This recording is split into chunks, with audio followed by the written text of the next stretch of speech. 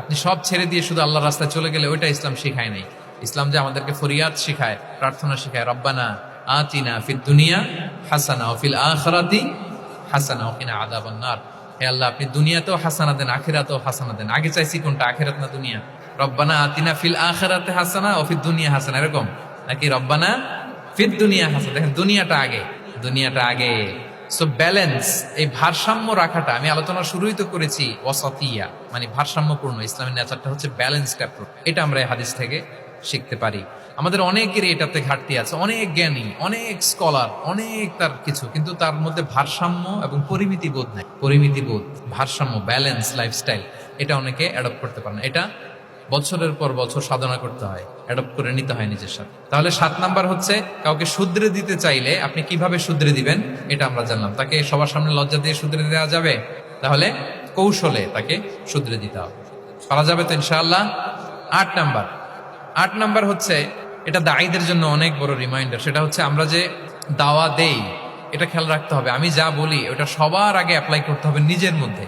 আমরা অনেক সময় এটা করে ফেলি যে ভালো একটা হাদিস শুনলে, কোরআনের আয়াত শুনলে, একটা কিছু শুনলে মনে করি যে এগুলো এই সবার জন্য, মানে এটা বাদ, এখান থেকে শুরু, লাইনটা এখান থেকে শুরু, এইখান থেকে যারা আছে এই সবাই এগুলো পালন করবে, আমি এটার বাইরে।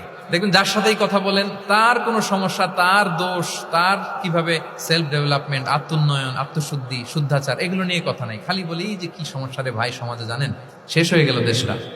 তারপর রাজনীতিতে সমস্যা, সমাজে সমস্যা, হুজুরদের মধ্যে সমস্যা, ওদের মধ্যে সমস্যা, শুধু সমস্যা। মানে উনি সব জায়গায় সমস্যা দেখতে পায়। কিন্তু বেসিকলি আপনি যখন সমস্যা নিয়ে কথা বলবেন, সবার আগে খেয়াল করতে হবে যে ওই সমস্যায় আমি আক্রান্ত কিনা।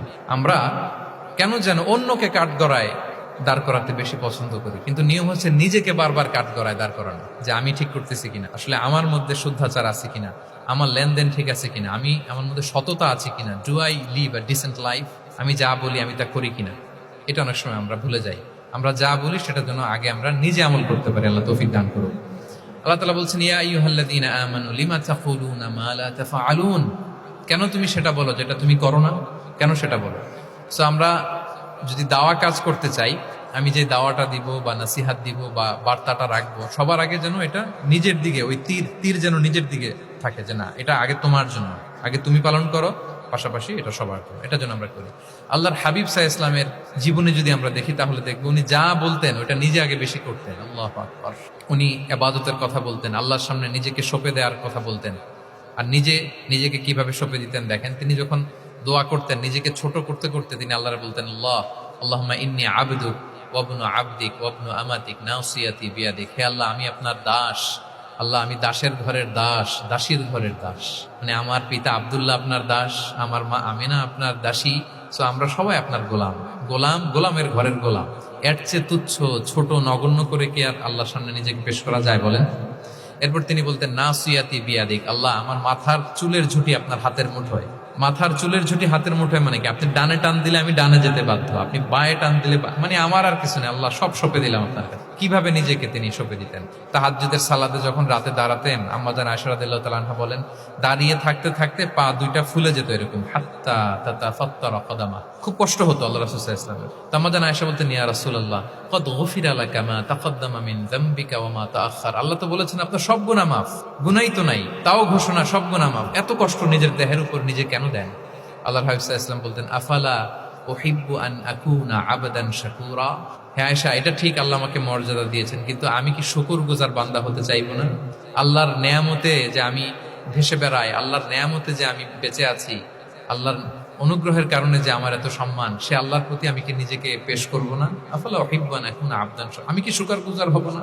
আমার রোলটা তো আমাকে প্লে করতে হবে, আমাকে তো উজাড় করে আমার রবের সামনে আমাকে উপস্থাপন। শুধু বলতেন না, করে দেখাতেন। রাতের সালাতে যখন কিয়ামুল লাইল করতেন, কাঁদতে কাঁদতে দাড়ি ভিজে যেত, কাঁদতে কাঁদতে হাত্তা বাল্লাল আরদা হাত্তা বাল্লা লিহিয়াতাহু হাত্তা বাল্লা হাজরাহু, কাঁদতে কাঁদতে জুব্বা ভিজে যেত। সিজদায় পড়ে যখন থাকতেন, কাঁদতে কাঁদতে জমিন ভিজিয়ে ফেলতেন আল্লাহর হাবিব সাল্লাল্লাহু আলাইহি ওয়াসাল্লাম। এভাবে নিজেকে আল্লাহ তাআলার সামনে। সো আমরা যারা দাওয়া অঙ্গনে কাজ করি, এটা খুব পিচ্ছিল পথ, এটা খুবই পিচ্ছিল। আমাদের খেয়াল রাখতে হবে যে আমি যা বলি এটা আমি করি কিনা। এটা দায়ীদের জন্য চ্যালেঞ্জিং। সে নিজে একটা ডিসেন্ট লাইফ লিড করা, তার নিজের মধ্যে সততা থাকা, নৈতিকতা থাকা, মোরালিটি, এথিক্স, ভ্যালিউজ নিয়ে যে আমরা বলি, ওই ভ্যালিউজ এর প্র্যাকটিস যেন আমাদের মধ্যে থাকে। আল্লাহ তাআলা আমাদেরকে তৌফিক দান করুক, আমরা পড়ি আমিন। 9 নম্বরে হচ্ছে কনসিডারেট হওয়া। রাসূল সাল্লাল্লাহু আলাইহি ওয়াসাল্লাম খুবই কনসিডারেট ছিলেন। এটা খুব গুরুত্বপূর্ণ, খেয়াল করে শুনুন। কনসিডারেট মানে খুব উচ্চ বিবেকবোধ সম্পন্ন ব্যক্তিত্ব, খুব বিবেকবোধ সম্পন্ন। আমাদের অনেকের মধ্যে এটা